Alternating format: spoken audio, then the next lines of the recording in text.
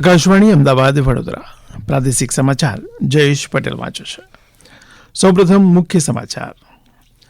અમદાવાદમાં ચંડોળા તળાવ પરથી 2 દિવસ દરમિયાન 2.5 લાખ ચોરસ મીટર ગેરકાયદે દબાણો દૂર કરાયા હોવાનો તંત્રનો દાવો. અમદાવાદ શહેરમાં 2 વર્ષના બાળક સહિત 7 વ્યક્તિઓ કોરોનાથી સંક્રમિત.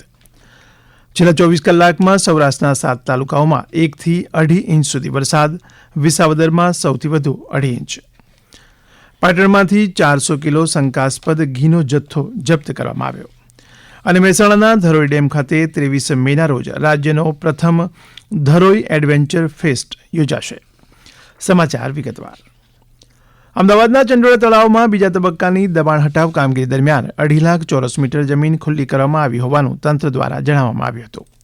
3000 પોલીસ કર્મીઓની અભેદ્ય સુરક્ષા વ્યવસ્થા વચ્ચે હાથ ધરાયેલી આ કામગીરી દરમિયાન 8000થી વધુ કાચા પાકા મકાનો દૂર કરાયા હોવાનું ડેપ્યુટી મ્યુનિસિપલ કમિશનર ભરત પરમારે જણાવ્યું હતું.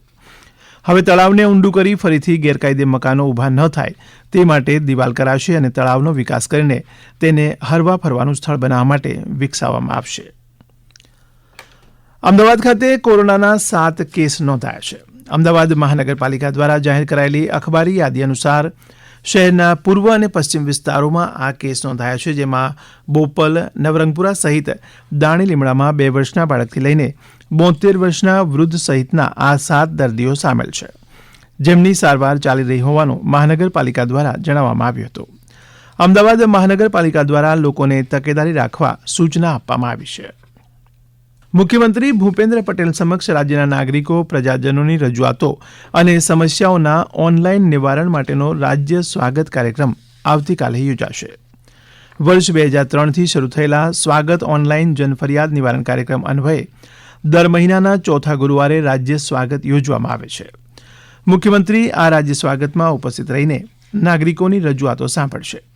આ સ્વાગત કાર્યક્રમ માટેની રજૂઆતો સામાન્ય નાગરિકો, અરજદારો આવતીકાલે સવારે 8 થી 11 સુધીમાં મુખ્યમંત્રીના જનસંપર્ક એકમ સ્વર્ણિમ સંકુલ 2 ગાંધીનગર ખાતે રૂબરૂ આવીને કરી શકશે.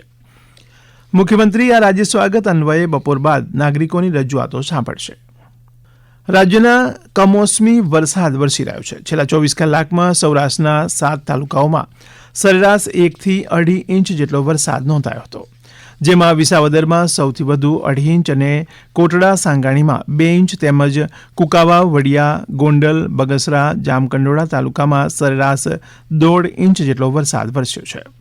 જ્યારે નવસારી જિલ્લાના અમારા પ્રતિનિધિ અશોક પટેલ જણાવે છે કે ગણદેવી તેમજ આસપાસના વિસ્તારમાં મોડી રાત્રે આકાશમાં વીજળી ઝબૂકતી જોવા મળી હતી, ત્યારે સવારે 5 વાગ્યાથી વાતાવરણમાં અચાનક પલટો આવવા સાથે વરસાદનું ઝાપટું પડતા વાતાવરણમાં ઠંડક પ્રસરી ગઈ હતી. રાજ્યમાં આજથી 7 દિવસ સુધી છૂટાછવાયા સ્થળોએ સામાન્યથી મધ્યમ વરસાદની આગાહી કરવામાં આવી છે. આજે ગીર સોમનાથ, રાજકોટ, ભાવનગર, જૂનાગઢ, અમરેલી, દીવ, અરવલ્લી, મહીસાગર, દાહોદ, પંચમહાલ, વડોદરા, છોટાઉદેપુર, ભરૂચ, નર્મદા, સુરત, તાપી, ડાંગ, નવસારી, વલસાડ, દમણ, દાદરાનગર હવેલીમાં છૂટાછવાયા વરસાદની શક્યતા હોવાનું હવામાન વિભાગના વડા A.K. દાસે જણાવ્યું હતું. 22 तारीख है, इसमें गुजरात रीजन में हेवी रेनफॉल का भी वार्निंग दिया गया है और जो सौराष्ट्र का रीजन है इसमें आपका हेवी रेनफॉल का वार्निंग है 23 और 24 तारीख को हेवी रेनफॉल वार्निंग दिया गया है. और इसमें 22 तारीख को जो हेवी रेनफॉल वार्निंग है मेनली वो छोटा उदयपुर, नर्मदा और सूरत डिस्ट्रिक्ट के लिए दिया गया है. 23 तारीख का आपका जो डिस्ट्रिक्ट आ रहा है नर्मदा, तापी, सूरत, डांग, नवसारी, वलसाड, दमन, दादरा नगर हवेली. સુરત નવી સિવિલ હોસ્પિટલના કેઝ્યુઅલ્ટી વોર્ડના વાયરલ વિડીયો અંગે સ્પષ્ટતા કરતા નવી સિવિલ હોસ્પિટલના તબીબી અધિક્ષક ડોક્ટર ધારિત્રી પરમારે જણાવ્યું હતું કે રાજ્ય સરકાર નાગરિકોને સુદૃઢ આરોગ્ય સેવાઓ પૂરી પાડવા સતત પ્રયાસરત રહી છે. પેટના દુખાવા સાથે આવેલા દર્દીને સ્પેશિયાલિસ્ટ ડોક્ટર પાસે રિફર કરવામાં આવ્યા હતા, એટલે કે વિડીયો રેકોર્ડ થયા પહેલા એક તબીબ તેમને ચેક કરી ચૂક્યા હતા અને સ્પેશિયાલિસ્ટ ડોક્ટર પાસે રિફર કર્યા હતા. સ્પેશિયાલિસ્ટ ડોક્ટર અન્ય દર્દીને બાજુના રૂમમાં ટાંકા લઈ રહ્યા હતા, ત્યારે વિડીયો રેકોર્ડ કરનાર વ્યક્તિ દર્દીના સગા ન હતા, કોઈ ત્રાહિત વ્યક્તિ હતા. પેશન્ટ 2:50 હોસ્પિટલમાં આવ્યું હતું, જ્યાં તેને CMO દ્વારા ચેક કરી અને સર્જન માટે વેઇટ કરવાનું કહેવામાં આવ્યું હતું. સર્જન સાથે વેઇટ કરતા દરમિયાન પેશન્ટની સાથે આવેલી વ્યક્તિએ વિડીયો રેકોર્ડિંગ ચાલુ કરી દીધેલું હતું. આ દરમિયાન ડોક્ટરે પોતાના બીજા પેશન્ટની સારવાર પતાવીને આવી અને એમની પાસે થોડાક ઇન્વેસ્ટિગેશન્સ કરાવ્યા અને તેમને સારવાર આપી અને એમને રજા આપી. આ સારવાર દરમિયાન એમના કોઈ પણ ફાઇન્ડિંગ્સ એબનોર્મલ લાગ્યા ન હતા અને 4 વાગે એટલે કે 70 મિનિટમાં આ પેશન્ટ અહીંથી સારવાર લઈને હોસ્પિટલમાંથી પોતાના પગે ચાલતા બહાર ગયેલ છે. આ સમાચાર આપ આકાશવાણીના અમદાવાદ વડોદરા કેન્દ્ર પરથી સાંભળી રહ્યા છો. આ સમાચાર આપ અમારી YouTube channel AIR news Gujarat પર પણ સાંભળી શકશો. વધુ સમાચાર માટે અમારી વેબસાઇટ newsonair.gov.in/gujarati અને અમારા એક્સ હેન્ડલ AIR_news_ABAD ને ફોલો કરશો.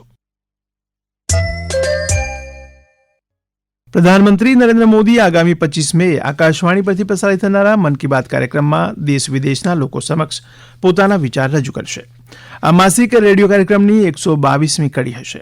લોકો પોતાના વિચાર અને મંતવ્ય ટોલ ફ્રી નંબર 1800117800 માધ્યમથી મોકલી શકે છે.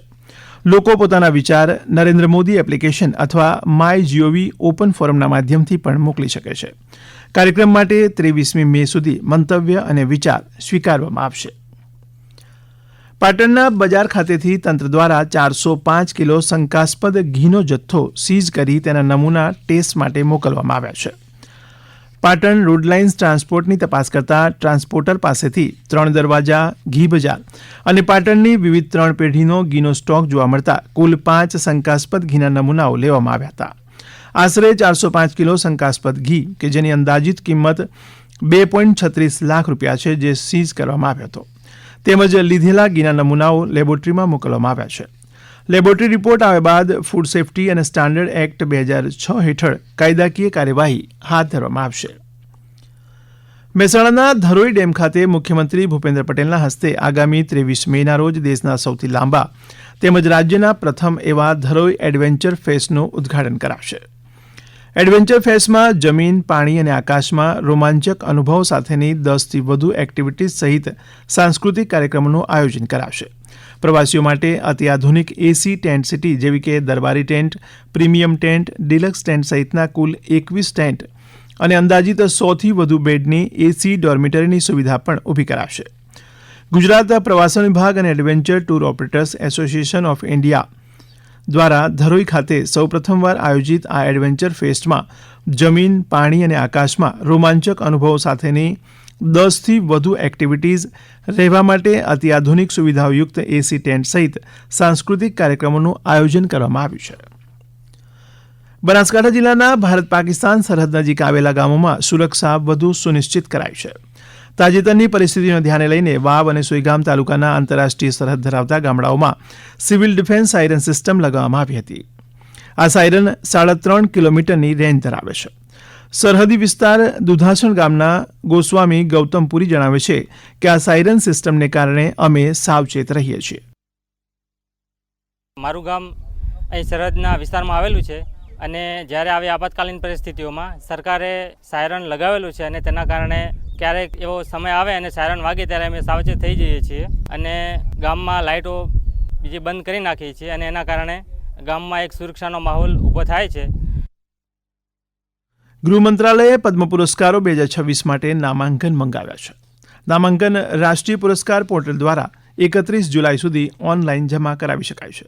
મંત્રાલયે એક નિવેદનમાં જણાવ્યું હતું કે નામાંકનમાં ઉપરોક્ત પોર્ટલ પર ઉપલબ્ધ ફોર્મેટમાં નિર્દિષ્ટ તમામ સંબંધિત વિગતો હોવી જોઈએ, જેમાં વર્ણનાત્મક સ્વરૂપમાં પ્રશસ્તિ પત્રનો સમાવેશ થાય છે.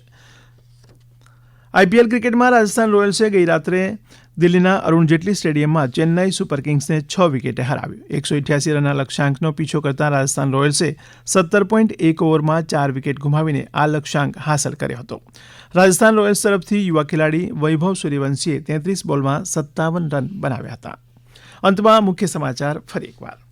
અમદાવાદમાં ચંડોળા તળાવ પરથી 2 દિવસ દરમિયાન 2.5 લાખ ચોરસ મીટર ગેરકાયદે દબાણો દૂર કરાયા હોવાનો તંત્રનો દાવો. અમદાવાદ શહેરમાં 2 વર્ષના બાળક સહિત 7 વ્યક્તિઓ કોરોનાથી સંક્રમિત.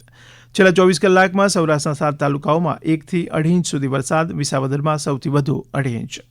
પાટણમાંથી 400 કિલો શંકાસ્પદ ઘીનો જથ્થો જપ્ત કરવામાં આવ્યો અને મહેસાણાના ધરોઈ ડેમ ખાતે 23 મેના રોજ રાજ્યનો પ્રથમ ધરોઈ એડવેન્ચર ફેસ્ટ યોજાશે. આકાશવાણીના અમદાવાદ વડોદરા કેન્દ્ર પરથી પ્રાદેશિક સમાચાર પૂરા થયા. હવે પછી આપ 7:45 રાષ્ટ્રીય સમાચાર સાંભળી શકશો.